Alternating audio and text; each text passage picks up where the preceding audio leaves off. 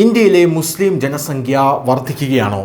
നമ്മുടെ ആഭ്യന്തരമന്ത്രി അമിത് ഷാ ഈ കാര്യത്തിൽ ഇപ്പോൾ ഒരു പ്രസ്താവനയുമായിട്ട് രംഗത്ത് എത്തിയിട്ടുണ്ട്. രാജ്യത്തെ മുസ്ലിം ജനസംഖ്യയെക്കുറിച്ചാണ് ആഭ്യന്തരമന്ത്രി അമിത് ഷാ ഒക്ടോബർ 10 വെള്ളിയാഴ്ച ഒരു സുപ്രധാനമായിട്ടുള്ള പ്രസ്താവന നടത്തിയത്. പാകിസ്ഥാനിൽ നിന്നും ബംഗ്ലാദേശിൽ നിന്നും നുഴഞ്ഞുകയറ്റം മൂലം രാജ്യത്തെ മുസ്ലിം ജനസംഖ്യ വർദ്ധിച്ചു വരികയാണെന്നാണ് അദ്ദേഹം പറയുന്നത്.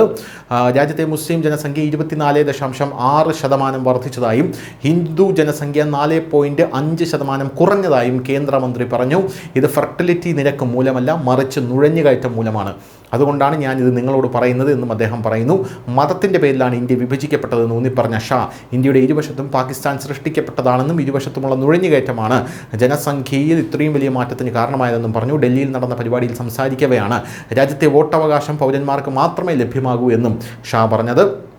നുഴഞ്ഞുകയറ്റത്തെയും തിരഞ്ഞെടുപ്പ് കമ്മീഷന്റെ നടപടികളെയും കുറിച്ചുള്ള SIRനെ രാഷ്ട്രീയ വീക്ഷണകോണിൽ നിന്ന് കാണരുതെന്ന് ഷാ പറഞ്ഞു. ഇതൊരു ദേശീയ പ്രശ്നമാണെന്ന് അദ്ദേഹം ഊന്നിപ്പറഞ്ഞു.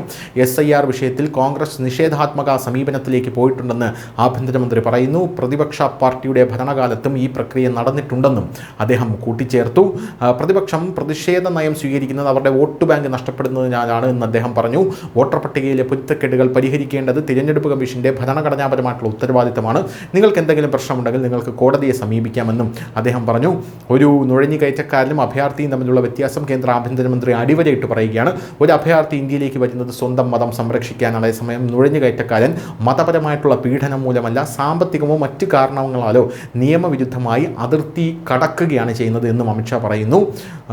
മതപരമായിട്ടുള്ള പീഡനം നേരിടാത്തവരും സാമ്പത്തിക കാരണങ്ങളാലോ മറ്റു കാരണങ്ങളാലോ നിയമവിരുദ്ധമായി ഇന്ത്യയിലേക്ക് വരാൻ ആഗ്രഹിക്കുന്നവരുമാണ് ഈ നുഴഞ്ഞുകയറ്റ വിഭാഗത്തിൽപ്പെടുന്നതെന്നും അമിത്ഷാ പറഞ്ഞു. News desk news India Malayalam.